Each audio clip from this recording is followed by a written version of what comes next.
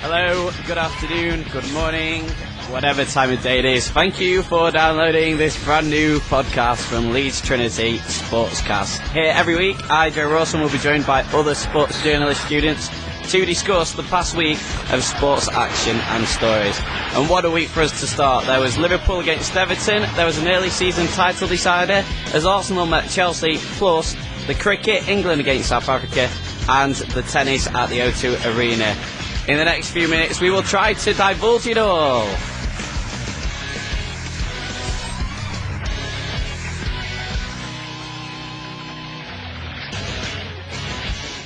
So my guests today are Chris Gatenby and Edward Prince. Hello to both of you. Morning all. Good morning. Yep.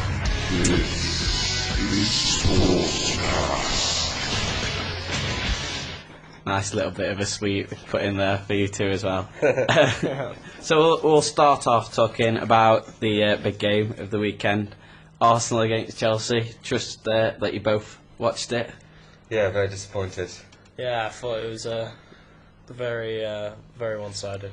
Very one-sided game. What a win though for Chelsea. I mean, it virtually knocks Arsenal out of the title race. 11 points. It's a long way to go. Unless Chelsea stumble in some massive way, or I don't know, maybe there's a plane crash of some sort, I can't see Arsenal getting back into the title race. Certainly not winning it anyway.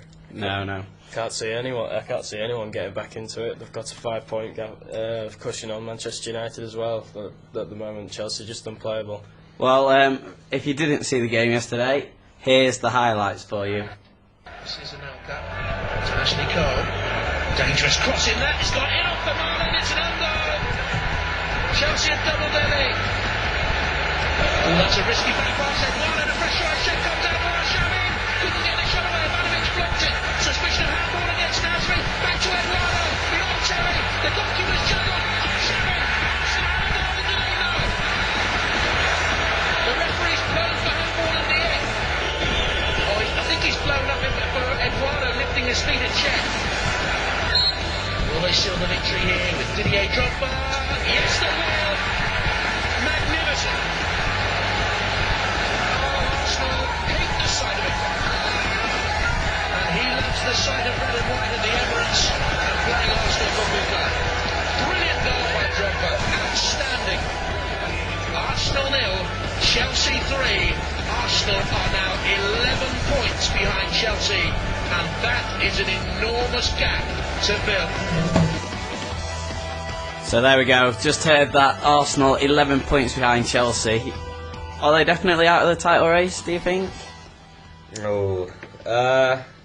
Yes. If I'm honest. Yeah, anyway, back. We're only, 3 months into the season though. Is that not a little bit early to rule them out? I don't know, Chelsea's form. They haven't got great depth, so, gosh, if they fall short with a couple of injuries, then who knows? Yeah. The game yesterday, we heard that there was a disallowed goal. Bit of controversy around that. Do the keepers get a bit too much protection from the referees? Yeah, I think they do. Basically, these days, and if there's any form of physicality towards the keeper in the area, it's a free kick. I think, to be fair, I think the ball check did have a firm grip on the ball. I disagree with that. I disagree with that massively. And secondly, I think that the fact that it's Petr Cech and his stupid headgear, if it was another goalkeeper without his daft headgear, I think the referee would have maybe made a different decision. It's a shame because it was a good finish. It was a goal. It was a good Well, goal. so That's what you meant. I mean, when you look at it closely, whether Cech's actually got control of the ball or not is debatable. I mean, I've seen it on the slow-mo replay. Well, we can now hear Arsene Wenger's thoughts on that. He wasn't too happy with the referee yesterday. In fact, he wasn't very happy at all, full stop. Here's Arsene Wenger and Carlo Ancelotti. I believe he has not cancelled the goal by the linesman because I saw the linesman lifting the flag. And I don't know, he told me it was unfair play with the keeper. What is wrong? Because I watched that 4 times. And he cannot say that because it's not true. And the pictures, the images confirm that, and I believe just it's not serious. You cannot believe referees anymore if they tell you things like that. I'm very upset with Van Persie situation, with the Diaby situation, because I think nation to power, national team to club, is too big a disadvantage for the clubs. The national teams do what they want with the players, and that cannot go on. We knew that Arsenal like to play in the opponent half. We prepare very well our defensive position, keep a good control of zone, and I think that the defender, the players in defense did a fantastic job, also midfielders. So there we go, Carlo Ancelotti and Arsene Wenger. Wenger there, not happy with the referee, clearly. Also mentioned that he lost a couple of players in the international week. Obviously Van Persie, who's out for 6 months. Diaby could have been a bit of a big miss yesterday. What are your two opinions on this? Well, I don't know. I'm a bit in the air about this whole club and country debate. I think country should come first, personally. It's a thing that rolls on and on and on. Obviously, the clubs pay the players, but if you get the chance to represent your country, then obviously it's a big thing. And these boys, when they're football players, they don't dream about playing for Arsenal or Chelsea. They dream about playing for England or whoever. You know, that's the boyhood dream. That's what the target is, really.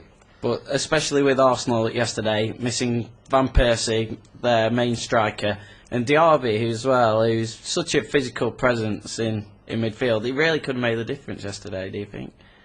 Well, I think that's as much as anything down to Wenger's unwillingness to add to the squad, because it's a fantastic squad, but it's paper thin. It's not got any depth, which is what you would say about Manchester United and Chelsea. I disagree with that comment. I think Arsenal has great depth, especially coming from the youth, which is why you've got people like Theo Walcott running around at the age of 18.